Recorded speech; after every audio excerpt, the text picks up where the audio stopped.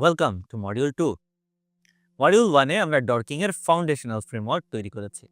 তুমি এখন জানো ডর্ক কি, এটা কেন কাজ করে এবং এর পেছনের নৈতিক ও আইনি সীমারেখাগুলো কি কি। এখন সময় আমাদের রিকগনাইসেন্স টুলকিট তৈরি করার। তুমি হয়তো ভাবছো এইসব ডর্ক বা কোয়েরি কি আমাকে নিজে থেকে বানিয়ে নিতে হবে? আমি কিভাবে জানবো কোন সফটওয়্যারের জন্য কোন ডর্ক ব্যবহার করতে হয়? এখানেই আসে সিকিউরিটি কমিউনিটির সবচেয়ে বিখ্যাত এবং শক্তিশালী রিসোর্সগুলোর একটি, দ্য গুগল হ্যাকিং ডেটাবেস বা সংক্ষেপে জিএইচডিবি। জিএইচডিবিকে তুমি ডর্কের একটা লাইব্রেরি বা কুকবুক হিসেবে ভাবতে পারো।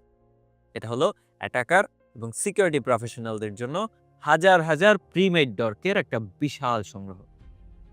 এই ওয়েবসাইটটি অফেন্সিভ সিকিউরিটির মতো বিশ্বমানের সাইবার সিকিউরিটি অর্গানাইজেশন মেনটেন করে। এর মানে হলো এখানে থাকা প্রতিটি ডর্ক সিকিউরিটি এক্সপার্টদের দ্বারা পরীক্ষিত এবং প্রমাণিত। জিএসডিবির আসল শক্তি হলো এর ক্যাটাগরাইজেশন। এখানে ডর্কগুলোকে বিভিন্ন ক্যাটাগরিতে ভাগ করা আছে, যেমন files containing user names, log in portals, web server detection, vulnerable files. চলো একটা সিনারিও ভাবা যাক। ধরো তুমি তোমার কোম্পানির সিকিউরিটি টিমে কাজ করো। তুমি জানতে চাও তোমাদের কোনো ডেভেলপমেন্ট সার্ভার ভুলবশত পাবলিক হয়ে গেছে কিনা, যেখানে WP admin log in page expose হয়ে আছে।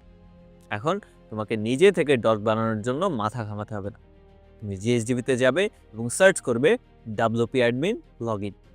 সাথে সাথে জিএসডিবি তোমাকে এই কাজের জন্য সবচেয়ে ইফেক্টিভ এবং আপ টু ডেট ডর্কগুলো দেখিয়ে দেবে, যেমন intitle log in, less than, star, hyphen, WordPress. তুমি এই ডটটা কপি করে এর সাথে সাইট yourcompany.com যোগ করে তোমার নিজের অর্গানাইজেশনকে অডিট করতে পারবে। দেখলে তোমার চাকা নতুন করে আবিষ্কার করতে হচ্ছে না, জিএসডিবি তোমাকে সেই চাকাগুলো তৈরি করেই দিচ্ছে। তাহলে মূল শিক্ষাটা কি? জিএসডিবি হলো রিকগনাইসেন্সের জন্য একটা গোল্ড মাইন। এটা তোমাকে শেখায় অ্যাটাকাররা ঠিক কোন কোন ফুটপ্রিন্ট বা চিহ্ন খুঁজে বেড়ায়।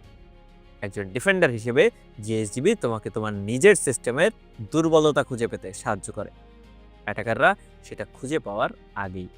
এটা একদিকে যেমন অ্যাটাকারের লাইব্রেরি, অন্যদিকে তেমনই ডিফেন্ডারের জন্য একটা আর্লি ওয়ার্নিং সিস্টেম। এখন যেহেতু আমাদের হাতে একটা শক্তিশালী ডর্ক লাইব্রেরি আছে, আমাদের শিখতে হবে কীভাবে একটা সিস্টেমেটিক মেথোডোলজি তৈরি করতে হয়। কারণ টুল থাকাই যথেষ্ট নয়, টুলকে সঠিকভাবে ব্যবহার করার একটা প্ল্যান থাকাও জরুরি।